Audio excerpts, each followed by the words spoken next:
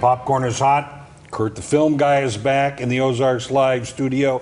Thanks for stopping by, first of all. All right, what's going on with streaming these days? Well, this is summertime season, so let's talk about a movie going to summer camp. Okay. Mick G, the man that brought you the Supernatural TV show, the OC, the Charlie's Angels movies from the 2000s, yeah. And Chuck returns to the director chair for one of his newest Netflix films, The Rim of the World. The Rim of the World is a youth camp outside sunny Los Angeles. 3 young campers and kind of a oddball, kind of came out of nowhere character come together, and they don't really connect with the kids at their camp and the corny camp counselors. So they venture away from the group at the exact moment aliens attack. Ah, of course. Now they are on the run from aliens and the adults that can't seem to be trusted, nor they're all kind of expendable anyways. So okay, this feels a little bit like Steven Spielberg from the 1980s. Yes, very much so. Yeah, actually, McGee has stated that he was inspired from the Spielberg films of the 70s and 80s, and movies like Stand By Me, The Goonies.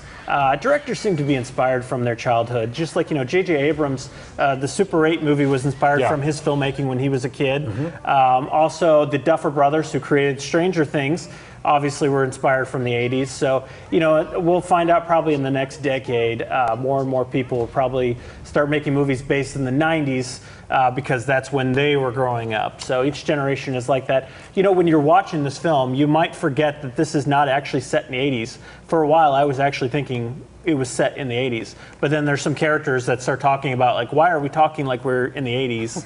And it's like, oh, okay, this is actually set in modern day. Okay, but some of it feels like it is. But it's not a coming-of-age film.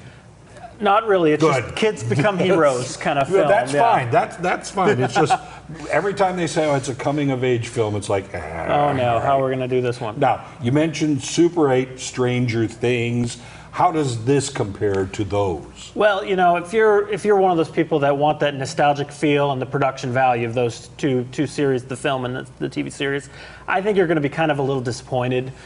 This kind of feels more like Goosebumps in a sense, the Jack Black movie. I think McGee actually kind of he was trying to gear it toward the younger crowd, maybe to get a little bit more. A little more money out of that, maybe more viewership, maybe not as much money. It's on Netflix, so it's not, you're not necessarily getting money out of it.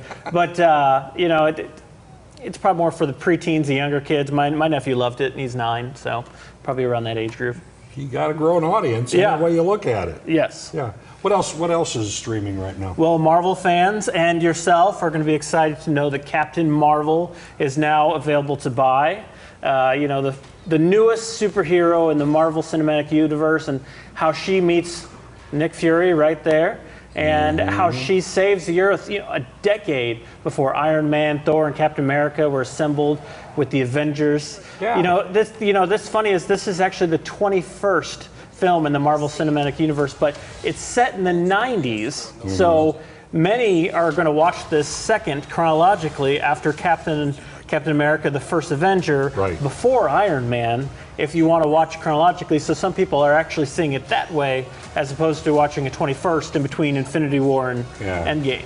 It may be brand new to the movie game, but Captain Marvel is not a brand new character. No, he's not. Or she is not. Excuse me, there's been she and there's been a he. Well, that's right. I mean, you go way back, it was a DC character. Yeah. That went by the wayside, and now it's a Marvel character. Yeah. I will say this is because it's set in the 90s, and that's my generation. I loved it for all the references. There's a little Game Boy reference that was fun, and I literally caught some of the references before I think a lot of people did. So I might have geeked out a little bit more than I should have to this movie, and some people maybe not liked it as much. But well, even the Marvel Captain Marvel had she's about the 4th, right? Because there were some men. Captain Marvels that relate in there too. Mm-hmm.